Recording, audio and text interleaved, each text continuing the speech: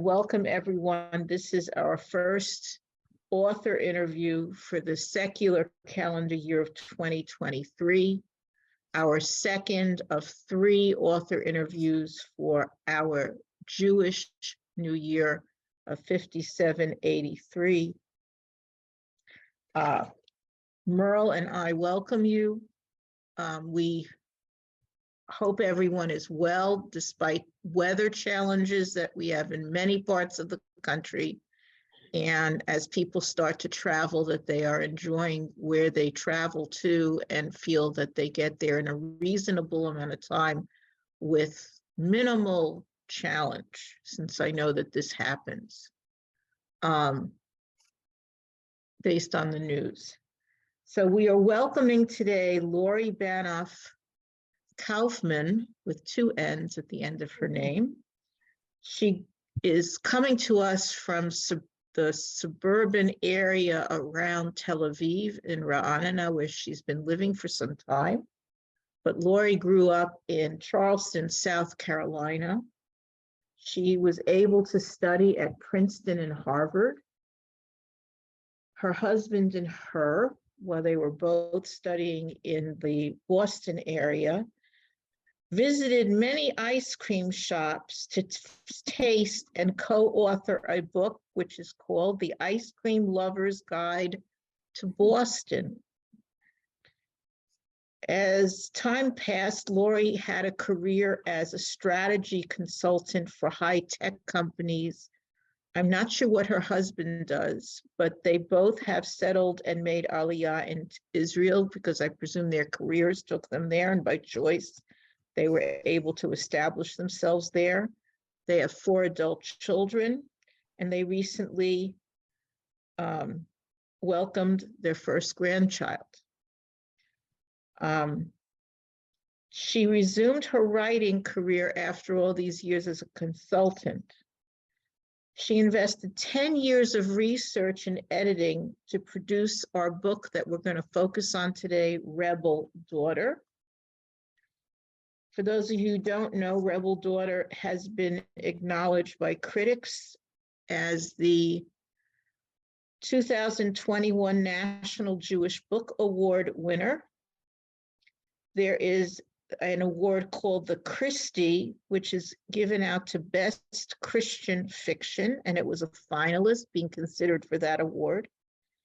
And it was a gold selection for the Junior Library Guild. And Lori explained to us that her publisher and editor, or one of those 2 people, encouraged her to market this book for young adults, because in the young adult sphere, so many books are written about Holocaust history. And this, as you know, for those of you who've read it, focuses on a much earlier time period. As usual during our author interviews, Merle is looking forward to posing questions. I'm going to look at the chat, and I'm going to notice if you have your hand raised at the closing session of Q&A that we hope to have after our formal conversation. And I think we're ready to turn it over to Merle and Lori. Wonderful, thank you. And welcome, Lori. Thank you for joining us today to discuss your book, The Rebel Daughter, actually just Rebel Daughter. And I guess I'd like to start, just if you could tell us a little bit about yourself and how you ended up in Israel and becoming an author, writing your first book now starting at early middle age. Right. Well, it's very nice to be here. Thank you so much. We graduated grad school, and we're expecting to stay in the US, and my husband got a job offer in Israel. And so we decided that we would give it a try, and never really imagining that, 38 years later, we would still be here. But, when you're young and you move someplace and you make friends and you have kids and life is going according to plan, you end up in a certain groove. And although we did write the Ice Cream Lover's Guide when we were very, very young, and we actually had a contract for the Dessert Lover's Guide to New York. But in one of those, sliding door moments of life, we changed course and moved to Israel. Both got involved in the growing high-tech industry. My husband joined the first venture capital fund in Israel, and he's had a very interesting career as a financier and one of the leaders of the high-tech industry here. He's also started the first Palestinian fund to invest in the Palestinian economy. He's started a few very successful nonprofits, but we'll leave his career to the side. But life in Israel was exciting and a great place to raise kids, and we've been very happy. Although now we're a little bit concerned, and that relates to the Second Temple period, and I talk about that as well. When I turned 50, I decided to go back to my earlier love of writing, and I heard about the discovery of a 2,000-year-old gravestone in Italy of a Jewish woman who was taken captive after the fall of the Second Temple, sold as a slave in Rome, and freed by her master, who fell in love with her. And I was so captivated by this story and the fact that these were real people and this just exciting love story. And I thought, okay, my story has found me. I'm going to this is the story I want to try to write.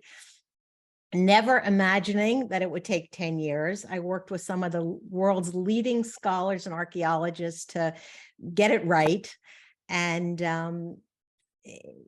not knowing that I would have a book at the end, but I got so involved in the research and living in Israel and being able to walk on the same streets as my characters and see the same sites. It became a bit of an obsession and a passion. So the research process was very interesting. I never expected to be a debut author at 62. Now I'm 63, but it just goes to show it's never too late. So the writing process a little bit first. You did years of research and then just sat down and wrote the book, or were they happening at the same time as you were developing the story? I think I was figuring out how to be a writer at the same time. And everyone has a different process. I think some people are very organized, they have outlines, and other people just kind of do it by the seat of their pants. I think it's a lot like cooking. You have some people who do the mise en place, where they put all the ingredients out beforehand, like on the cooking shows, and other people throw it all into the pot and figure it out, clean up as they go along. And I was more the latter. So I think I'm a little bit more efficient now. I hope that I am, and I learned a lot as I went along. So I was writing and researching at the same time, and a lot of what I put in didn't come out of the book because it was edited very heavily, as we discussed. I wrote the book for adults, and still, truthfully, almost all of my readers are adults, and it's very much an adult book. But I did have to take out some of the more graphic scenes, a lot of the Jewish history, to make it more of a more commercial appeal, let's say. So I did work on a lot of things that that weren't published. So that was also a little bit inefficient, but the research was so much fun, and it was so interesting to be able to walk on the same exact stones that my characters 2,000 years ago walked on. And they're all the archaeological sites are being constantly, new discoveries and new things open to the public. And just this week, there was a TV show about the Pilgrimage Road, which was the road that the pilgrims took going up to the temple. And they're opening it up to parts of it to the public right now.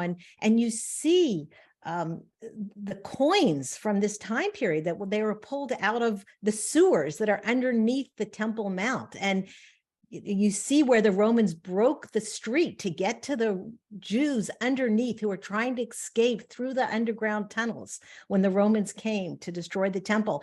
And it just gives you goosebumps. And I know many of you who have been to Israel and you've stood in front of the Kotel, the Western Wall, you have this visceral gut punch. You can't explain it, but it just hits you on an emotional level. Right. And I had that so often that I just, wanted to transmit that to the reader. I wanted the reader to feel like she was going back in time. There's a museum. Some of you may have been to this archaeological site. It's now a museum in Jerusalem called the Burnt House. And you walk in and the walls are black, covered with soot and ash from the fire of the first century, the year 70. And there's a skeleton of a young woman that's on the ground in this museum. She's holding a spear. And the guide of the museum will explain to you, she was, probably running away from the Romans when the fire engulfed her and she didn't make it. And, that's what's left. But you're standing one Right, foot in yeah. front of this. And it just, it really makes it come alive. So I was experiencing this and then trying to figure out, how do I translate this feeling to someone somewhere else just reading? And I wanted the reader to be able to feel the heat of the stones, through their sandals, or the smoke of the sacrifice in their eyes. And for that, I had to really get a lot of details, sensory details. What did people eat? What did they wear? What were the smells? All of that to make it come alive. And then each one of those details ended up being, going down a whole warren of paths, because in Israel, they're experts in everything. If I had a question about Jewish cuisine in biblical times, there was someone who I could speak with, and I did. People who were experts on olive oil production, wine production. There's even a professor at Bar Ilan University, whom I consulted with, who's an expert in children's games from the first century. And Jewish mysticism and magic. And, and each one would say, well, you got to go talk to this person and this person. And so that was also another reason that it took so long. And I felt a real obligation to my characters to get it right, and to my readers as well. Right.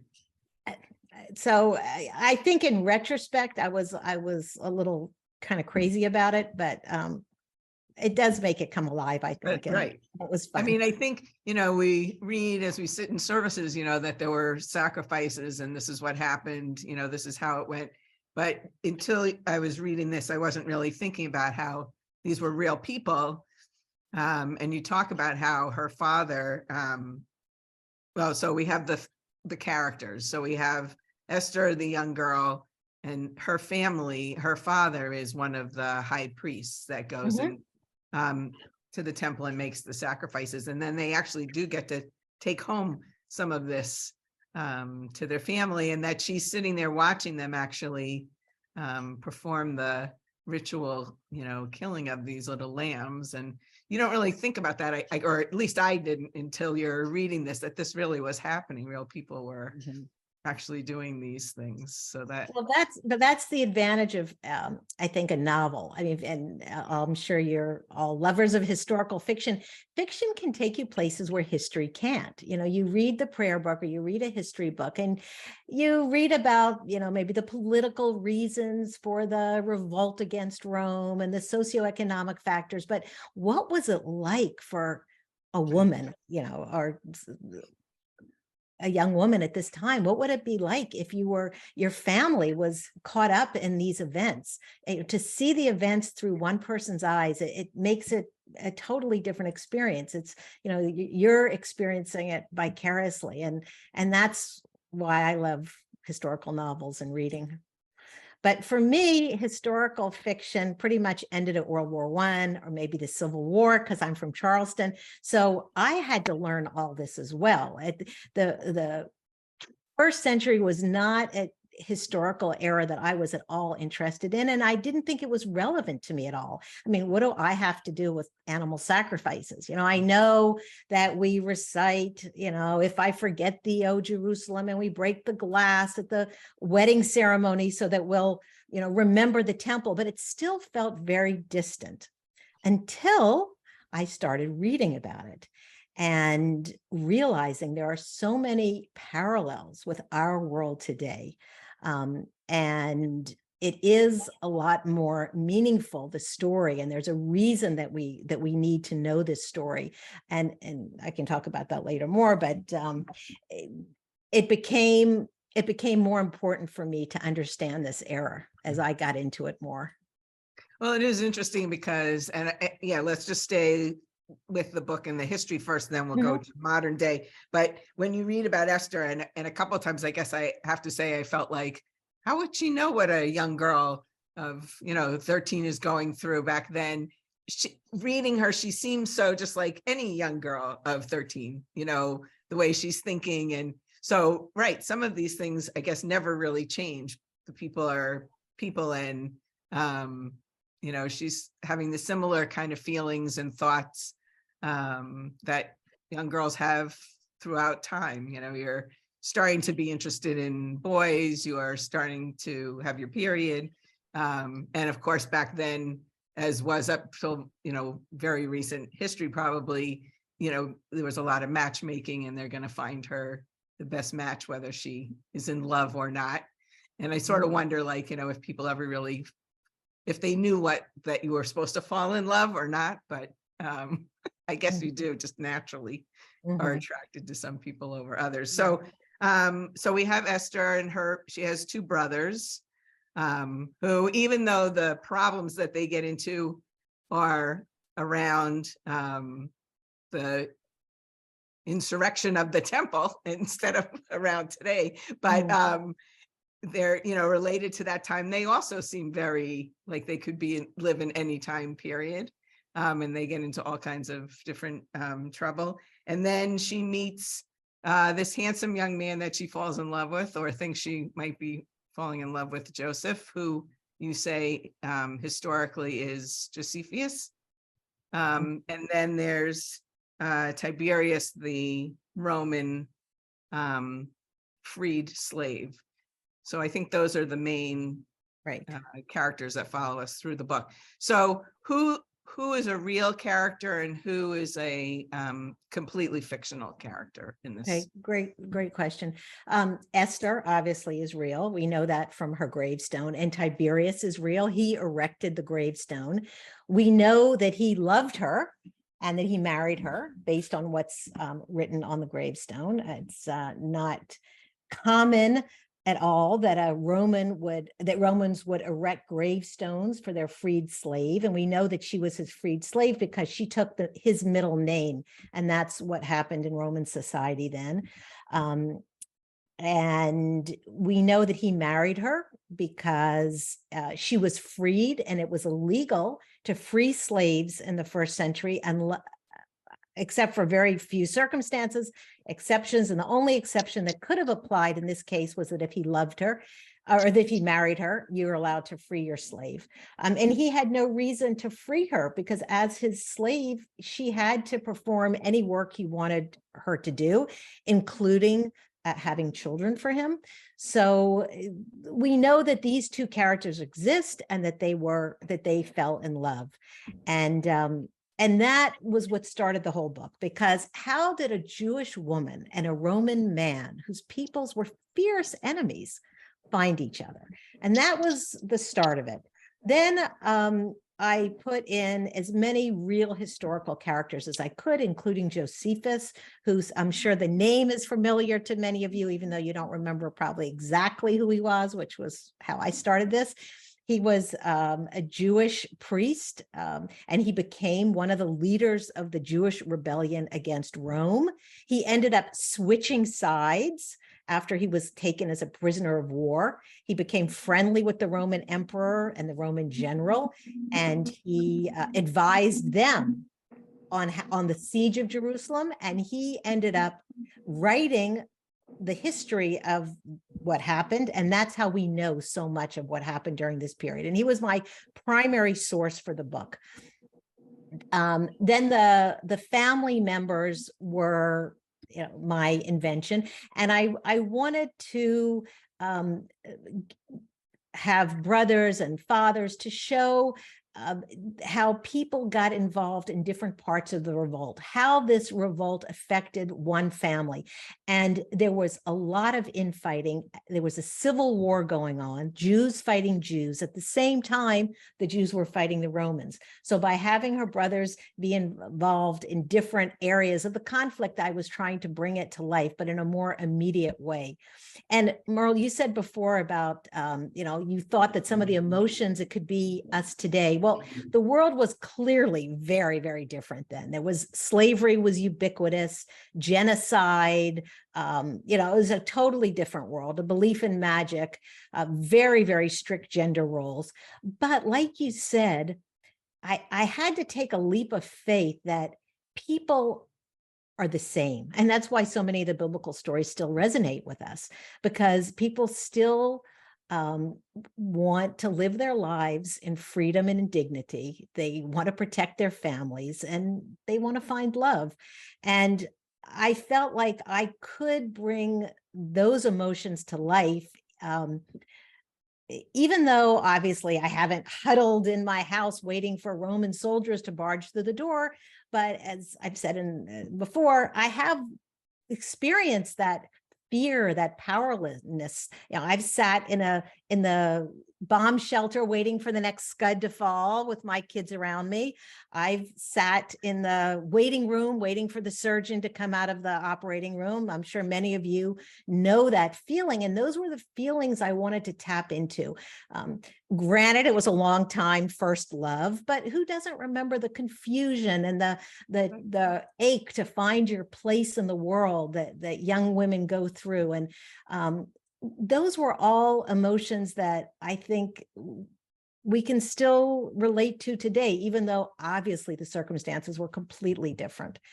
I didn't want to make my characters modern people just dressed in, you know, old clothes, you know, and standing by the olive tree. You know, I really wanted them to be true to their time. And so that was something that I spent a lot of work on as well, you know, asking questions. Well, would Esther really have been literate? Would she have been able to read? Is this consistent with what aristocratic girls did then? And I checked all of those details very, very Because carefully. that was interesting also, that you usually hear that women weren't educated or but that her father does give in and educates her as much or more than her brothers, and that she's the one that gets to go with him to the temple, where usually it would be one of the sons that would do that. So that was so yeah, there was, yeah, that really was. There's a lot of rabbinic literature about, you know, are women allowed to write their own ketubas or their divorce certificates? What they're allowed to do? There are anecdotes told in the rabbinic literature about women, Bruria, there are many examples. And then in Rome as well, there are many there's pottery with women holding styluses and papyra and reading. And so there was literacy of women, but it was a class issue. It was aristocratic women. It was not the poor women who wouldn't have had time. So it wasn't, there was no law forbidding women from learning, but it wouldn't have been relevant, or they wouldn't have had time. But the aristocratic women did read and write. So Josephus and Tiberius are both real characters. Do they actually intersect in real life, or did you just create that for them? Well, Jerusalem, I don't know, but Jerusalem was a very small place. So if Tiberius had been to Jerusalem, which I had him coming, but maybe it could easily been that he didn't, that he just bought Esther when she came to Rome. But if he had come, he would have met Josephus. And Josephus actually goes to Rome. That's where he lives after the failed Jewish revolt. So it's quite possible that he would have. And every event in the book is historically accurate. There was a scene in the book where Josephus is rescuing some of the slaves, and he picks Esther out. The emperor has. That's all. Every battle, every riot, every scene in the book happened, and Josephus writes about these things. Obviously, I had to create a lot and use my imagination, but anything that happened, I wanted it to be historically plausible. If it did happen, it happened exactly how it's written in the history books. So much so that, I had one thing happening in the morning and I read later it happened in the afternoon. And my historical consultant, who I worked with very closely on this book, he's the chairman of the history department at Tel Aviv University and one of the world's experts on this revolt. We changed it. And so, it's everything that did happen could have happened. That's what was the line. It's fascinating. And so interesting also is her sister-in-law, Miriam, who is, frustrated in not being able to have a child, and also having trouble in her marriage. And I forgot, and Esther does have a younger brother that she ends up traveling with in the end, that stays with her, or, ends up going with her to Rome. So all the facts and all the pieces are just fascinating for anyone who hasn't read the book yet. That you definitely just so many little pieces that come into it. And that's interesting. Just wanted to say one thing. One of the things that I've seen, and I've been doing a lot of Zoom talks, and it's so fascinating because it's not just the author that brings herself to the work, it's the reader too. And everybody reads it differently. Like if I'm speaking with younger people, then they really are connecting to the story, obviously, of, a young woman trying to make her way in the world. And you talk to older women, and now I'm a grandmother, and you have a totally different perspective. I'm sure many of you have had the experience. You read a book in high school and maybe you pick it up again later and you think, This is not even the same book. And so I think that, readers bring themselves to the work as well. And there are enough characters that everybody finds, something that speaks to them, and it just, maybe passes over, somebody else. Right. That's been fascinating for me to see as well. Right. That is the sort of how it goes, especially. And then if you read it twice, so then you pick up different parts. Right. So let's look a little bit of the history then, just because I also, trying to put that all in perspective as you're reading the book, and I said to you this as we were coming on the Zoom this morning, the Romans are coming to take over Jerusalem. They're not really close. Their armies have to go for days, really travel for days to get there.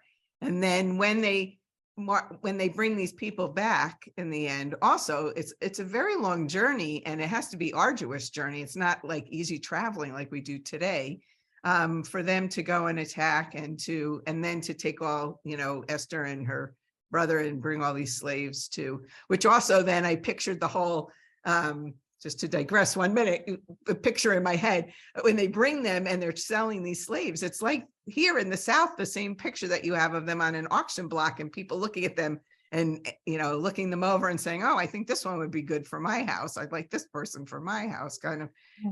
It's amazing how much everything just history replays itself over and over. Yeah, it's actually very chilling to realize how little has changed in terms of civil discourse leading to civil war, and what happens when people, even just the use of language from that time period, they called the sons of darkness versus the sons of light, and who was a Jew, who's a true Jew, who's a real, and if you're not with me and you're a traitor, and the religious fanaticism and this aggressive nationalism. But that's on the Jewish side, but actually the Romans didn't just come and attack the Jews.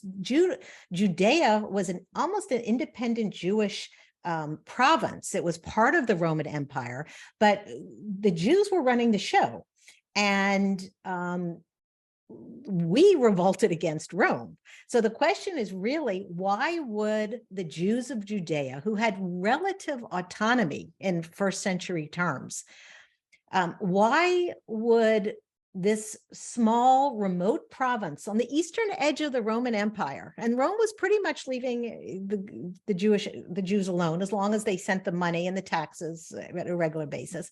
Why would the Jews revolt against the greatest empire the world had ever known? Rome was at the height of its power then, with hundreds of thousands of well-trained soldiers, and the Jews didn't even have an army. And they declared war on Rome. That's actually what happened. And there's a lesson for us today.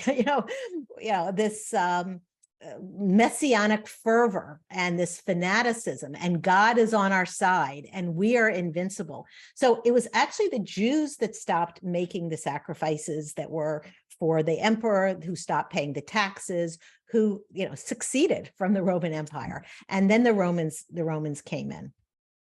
Okay. And the Jews really did believe, and that was, well, they did believe God was on their side, and they did believe that the end of days was near, and the all this apocalyptic feeling, and there were many messiahs at this time, Jesus being one of them. The Christians at that time were a sect of Judaism. They were considered Jews. They were just followers of Jesus, just as there were followers of many, many other messiahs. So there was this I'd say apocalyptic fever, where people really thought that the end of days is coming and the kingdom of God is going to be established on earth. And that's what motivated them to declare war on Rome. Okay, so we have some questions in the chat. One is just how many Jews were living in Jerusalem at that time. Mm-hmm. So the numbers are hard to know because Josephus really exaggerates. He's put the numbers at, I think even 1 million, but 2 million, crazy numbers, but it was probably more like it was probably hundreds of thousands. And someone is asking, which I didn't think of this is a very good question. Did you have to do some reading in ancient Hebrew documents or ancient Roman documents in your I did. I didn't translate it, of course. Right. But and I have quotes at the beginnings of the chapters of literature from and writings from the period to bring a sense of authenticity. I did read many Roman histories, Roman writers from that period. So yeah, and that was fun. That was really, quite fascinating. So someone asked the book, The Source, was written in 1965. Did that have any influence on have you read that? That's a great question. I never thought about that, but maybe it did, because I remember reading that in high school. Right. I was going to say, I haven't read that recently, but. Yeah, I remember that that was on the reading list I was going to go on a trip to Israel, and that was one of the recommended books. And I remember being very influenced by that. So maybe you're right. I never thought about that. You can go back and research that one. So I was going to ask this later, but someone is asking now in the chat about responses from non-Jewish readers.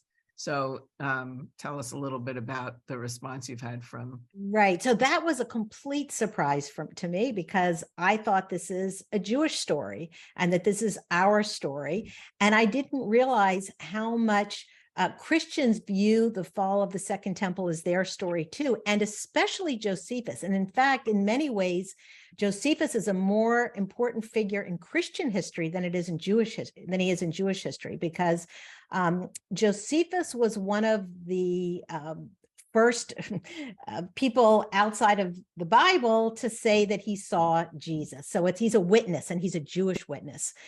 So I spoke with Christians who told me they had no books growing up in their house except for a Bible and the works of Josephus. So they're very, very familiar with Josephus, much more so than we are. And the story of the Second Temple is very important to Christians today, not for the same reasons that it is for us. They view the story as proof that Jesus's prophecies in the gospel came true. He prophesied that Jerusalem would be destroyed. There are many different Christian interpretations over the years. Some Christians think that the destruction of the temple was some kind of divine payback for Jews not accepting Christ, Jesus as the Christ, as the Messiah. So there's lots of different interpretations. And of course, they're very proud today that of their shared Jewish roots right now. So the story is actually speaking to many Christians in a way that caught me kind of blindsided.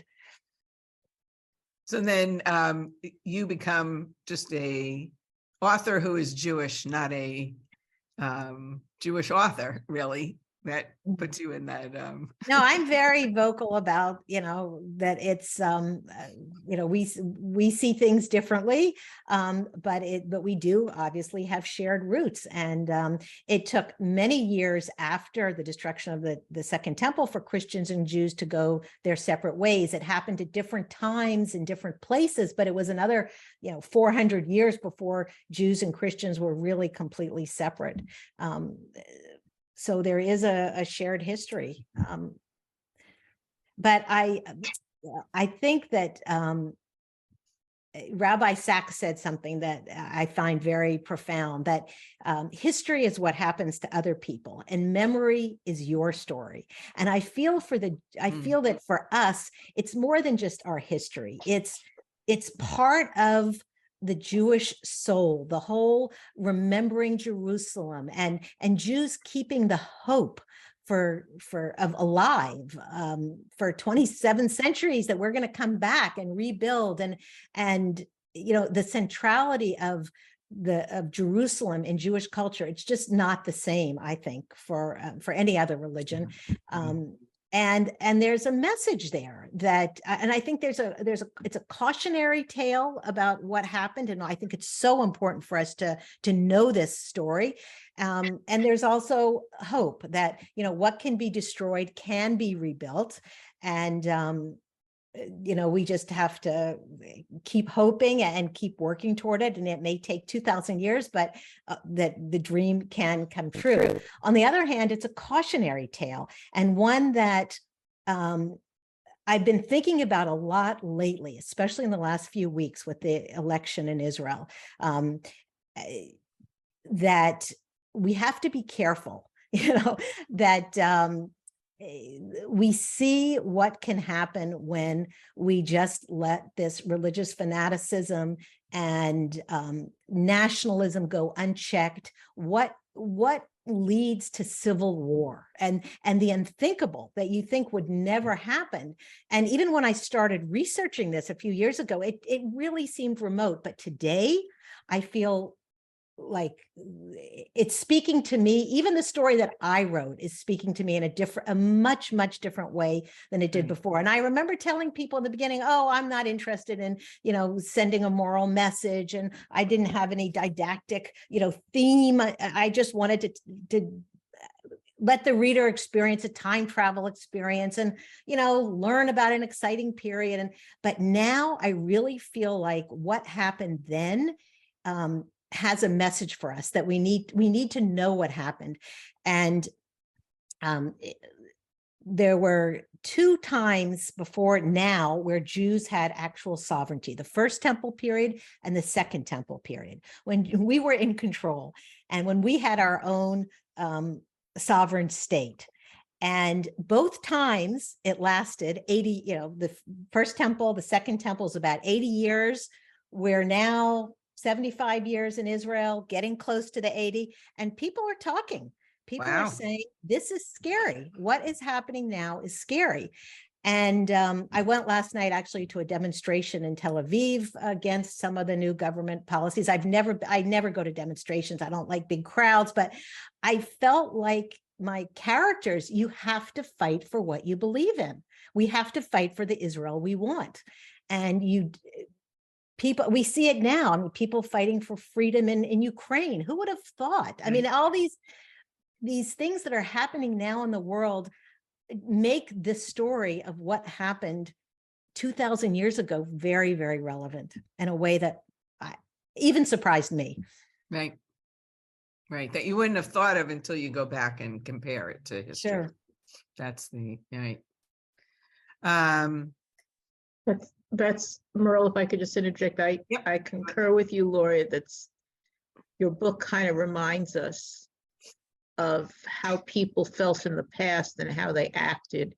And we kind of sense that people are willing to go there today, not just in Israel, but in other parts of the world as well, that their intensity of belief overrides rationality or Well, and right, coming together as a general group as yeah, opposed to. and social norms in some cases. Mhm. And you see what the brutality of war does to people. People, You know, that's right. And especially, I mean, one of the things I wanted to highlight in my book are the forgotten voices in history: women, children, slaves. Those are the voices we don't usually hear. What does war do to people like that? You know, people like us, people that the history books don't always write about that. And, you know, there's just a lot we need to learn. It's not something that happened so long ago that has nothing to teach us. It has something to teach us. We have to be careful because what takes years to build can be destroyed very, very quickly. I just want to mention Rusty Zakheim, who lives in Buffalo, mentioned that she noticed in the sources you've listed at the back of the book was a Dr. Lee Levine. And he has a Buffalo connection. I don't know if you were aware of that.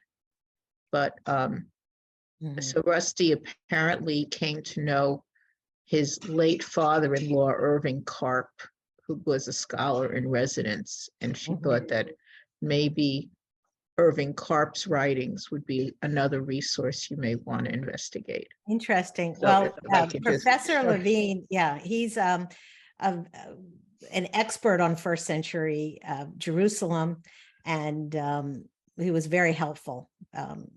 He did a lot of very fascinating work laying out what the city actually looked like. And he lives very close to me, and my daughter's very friendly with his granddaughter. And, you know, Israel being a small place, he was one of the very first people I spoke with when I had the idea for the book. And he was actually very instrumental in starting the conservative movement in Israel, and starting one of the early schools that was modeled after the Schechter School. So he's a very impressive man. Well, thank you for elaborating. Anne Greenbaum was, like me, did not know about the Burnt House Museum that you talked about a number of minutes back. But she did talk about that in Gush Etzion, there is another museum regarding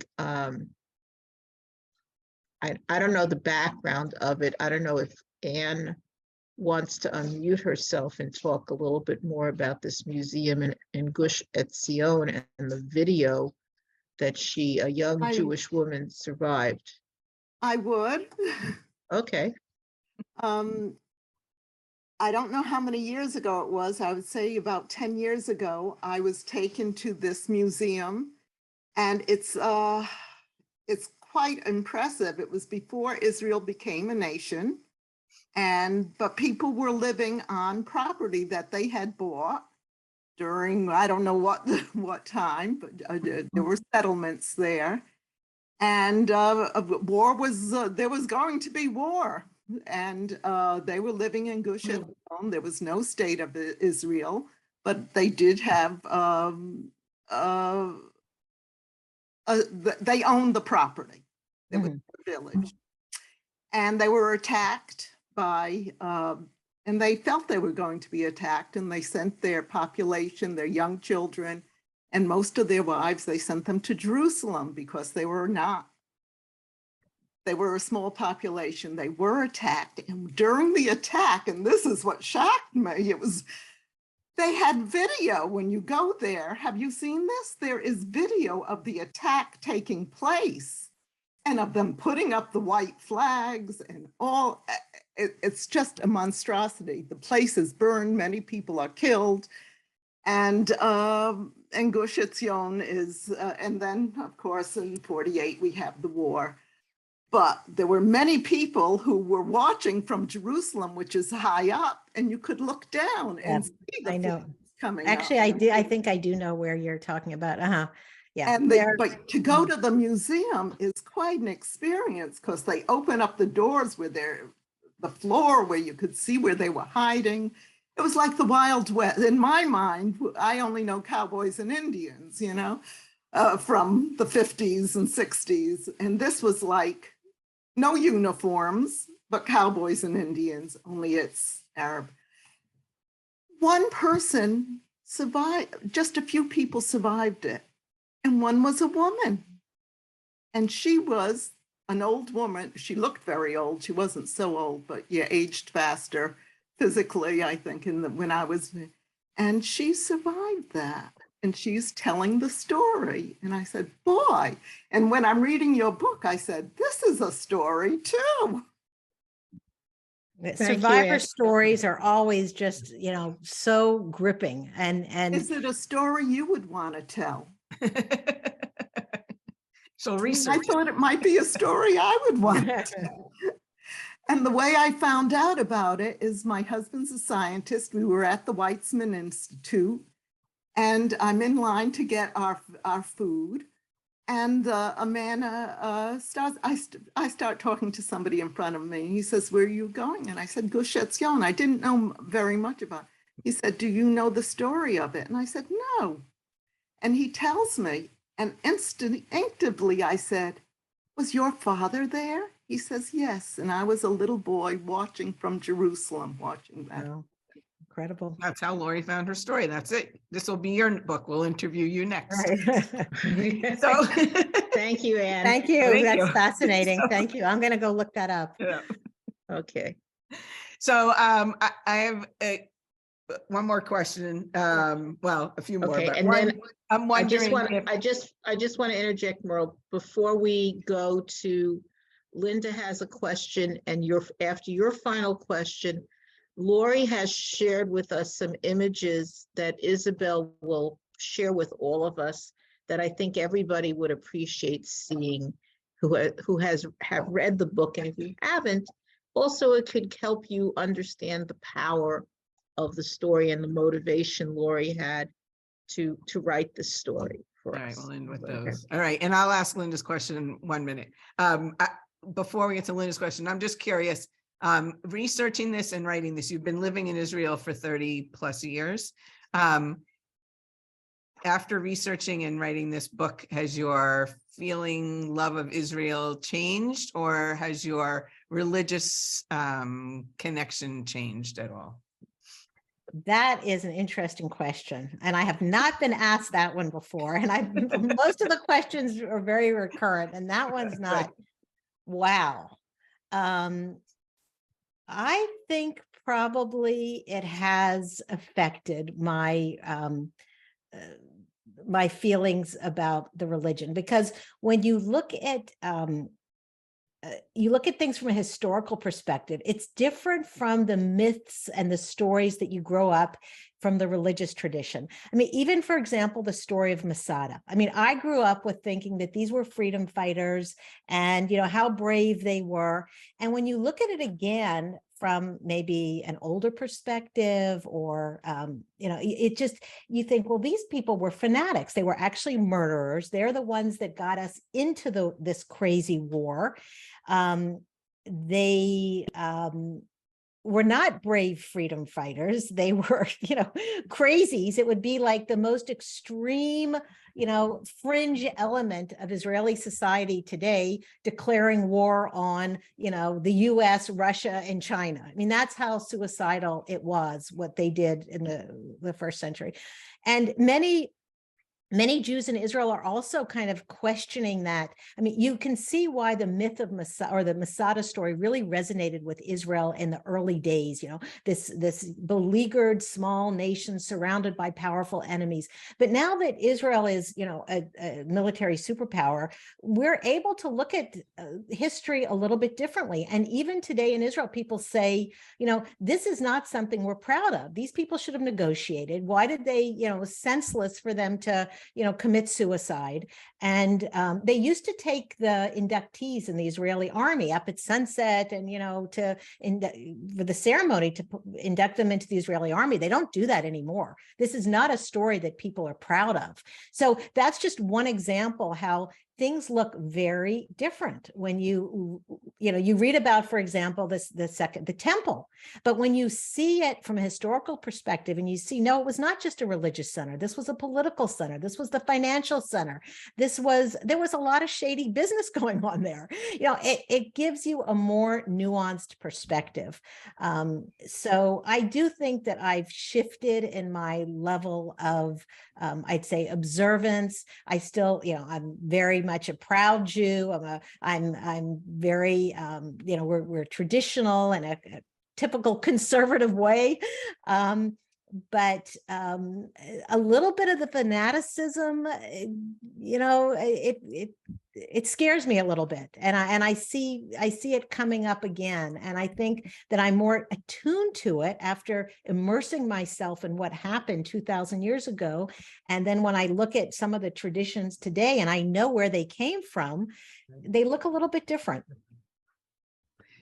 So Linda's question is, what's in the works for your future, which is what we all want to know at the end of every interview.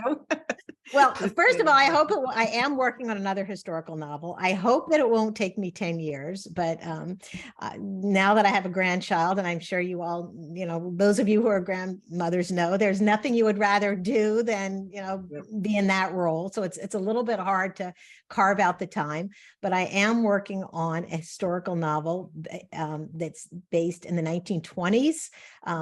3 sisters growing up in Charleston, South Carolina, loosely based on my grandmother and her sisters, and prohibition, and again, the changing gender roles and identity. These are all questions that I found that really captivated me on Rebel Daughter, but they're a little bit similar. Some of the more philosophical questions, to be an American, how much of your Judaism do you have, your Jewish identity do you have to give up? And what does it cost you to fit in? And I think that struggle is something that Esther had as well, as her life went through all these upheavals. Right, she has to decide, to mix with the Romans and very interesting. All right, so Susan, you want to share some of the pictures, and Lori can give us a running commentary on them? Okay, well, this is the gravestone that started it all. And it's just the only thing that I would point out is just there are very few lines here, but from these lines, a whole life can be created, that we can read so much into these lines, and the scholars actually have. So I think that's enough on that, unless everybody, I could talk more about it, but it's a little scholarly, so. It's a great love story.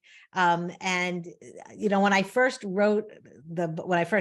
began writing the book and becoming interested, what gripped me was the love story, this forbidden love, and how did it happen, and how could it have happened, and how could we know about it now, and who were these people?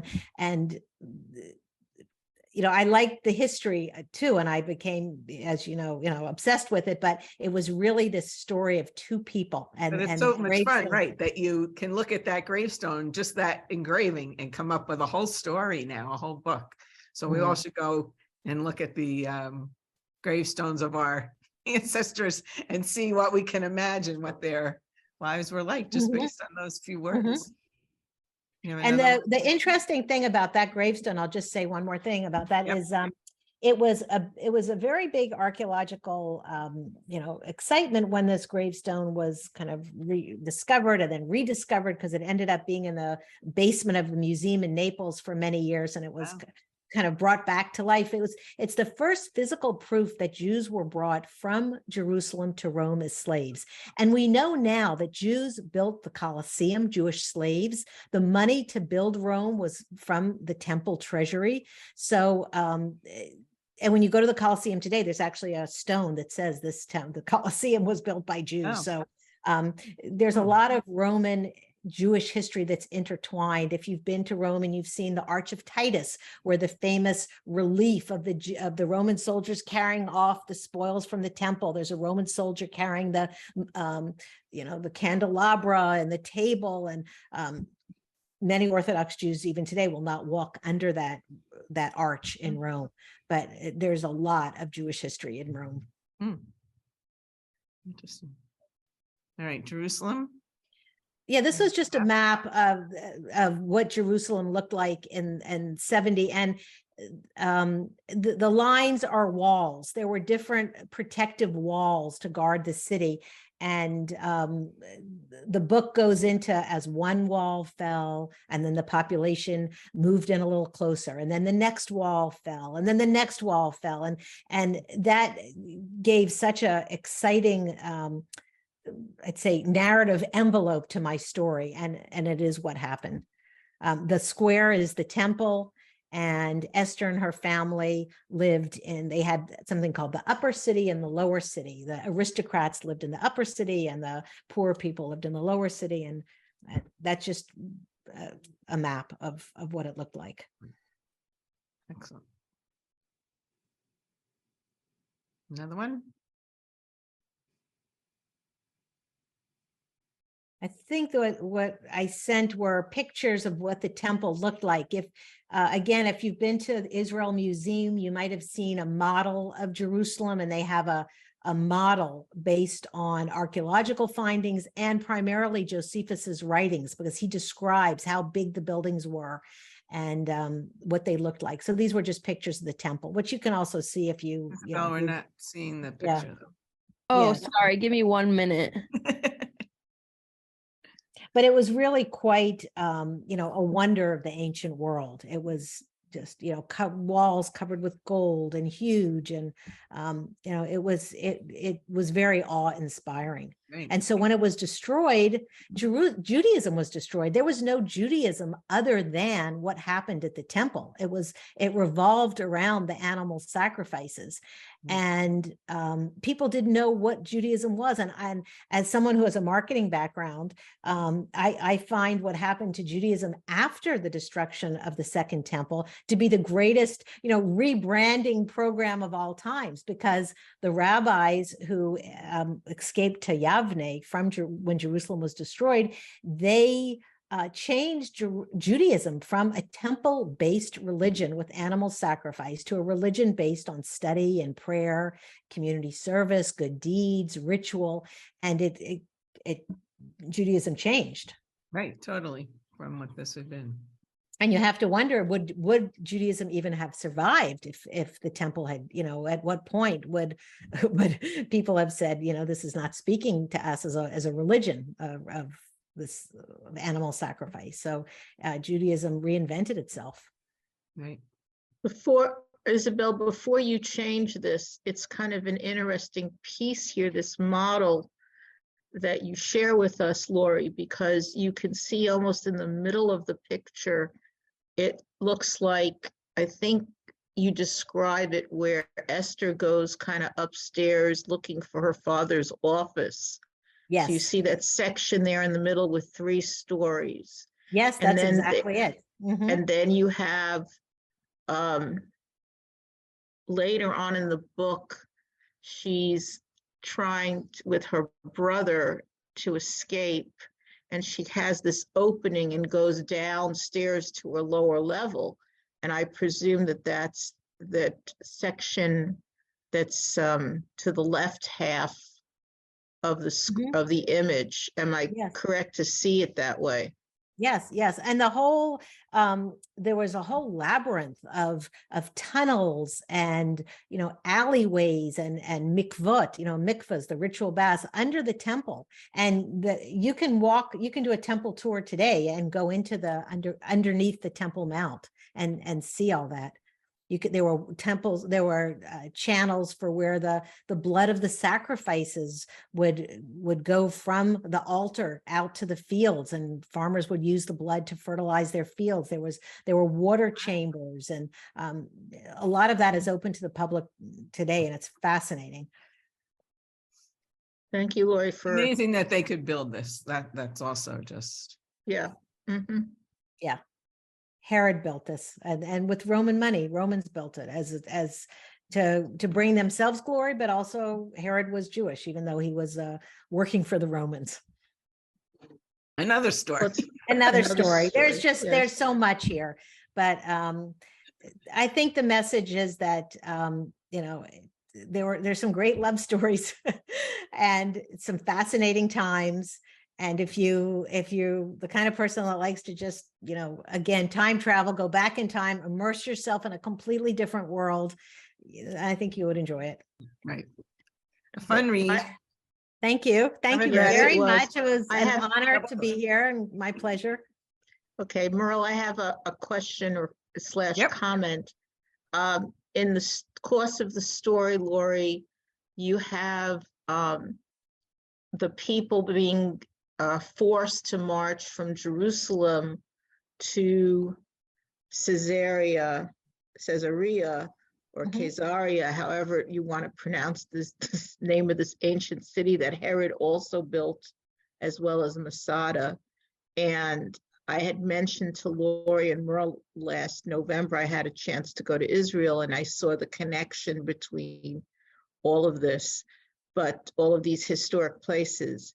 But it's quite a distance to walk, number one. And it was a major port between Rome and the Mediterranean coast, if I understood correctly. That Herod built it, and not just because he wanted to have his palace there and he wanted to have entertainment for the community with the circus that he built there and the baths that he built there for transaction of business, to create a Roman world in what was Judea Samaria at the time. But I think it became a major connecting point for Yeah. trade and so forth. Am I correct to point that out? Yes, it is. And it's an unbelievable place to go to. If you come to Israel, and I hope that many of you will start traveling again here, it is just spectacular what they've uncovered. And you see they have a hippodrome where they had the chariot races, and you can see the port and you can see the aqueducts. And it's very easy to visualize what was happening in the Roman world at that time. And it was a beautiful city. Primarily a Greek Roman city, it wasn't a Jewish city. It wasn't Jewish. It wasn't spiritual like Jerusalem, but it was it was the center of the Roman world. Yeah, there is, though, I thought it was very fascinating. They point this out in Caesarea or Caesarea,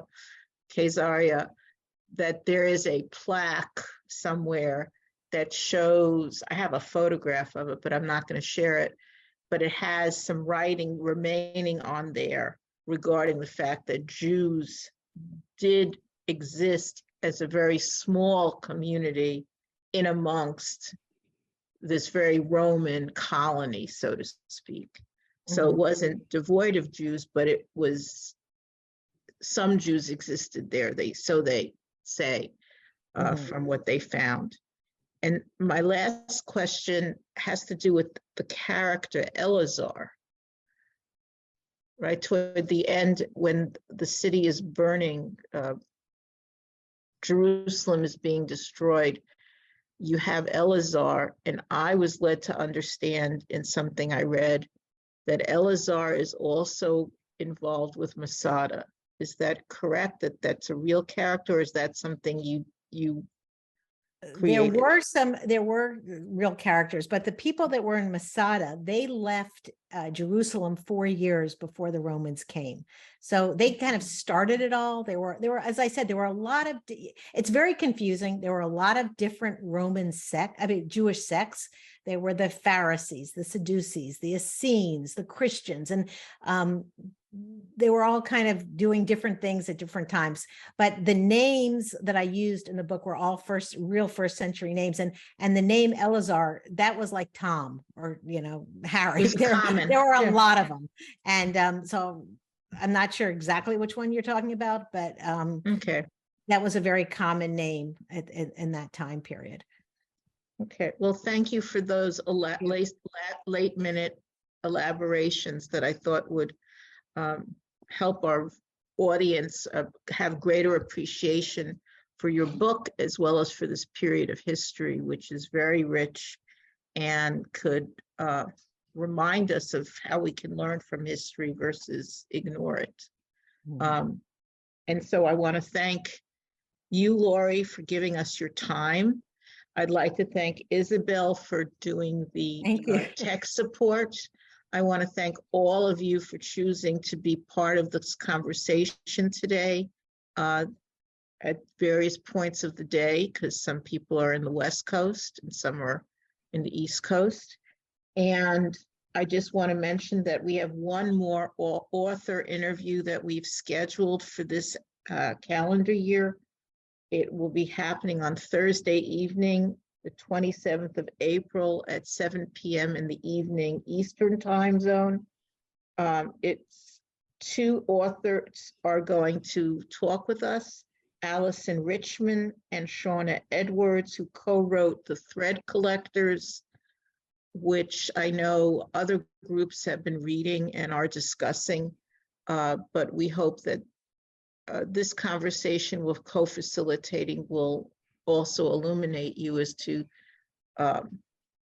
this book that these women co-wrote, and possibly even the process of having co-authorship. So I wish everyone well. May you have a spiritually rich Women's League Shabbat in the coming weekends, because I know many synagogues are supporting their sisterhoods with that event. I also know that in a few weeks we have Tu B'Shvat to celebrate, and I hope for those people who are environmentally mindful and a lover of Israel, that Tu B'Shvat has resonance for you. So if you do, enjoy it. And I wish everyone well in the coming weeks.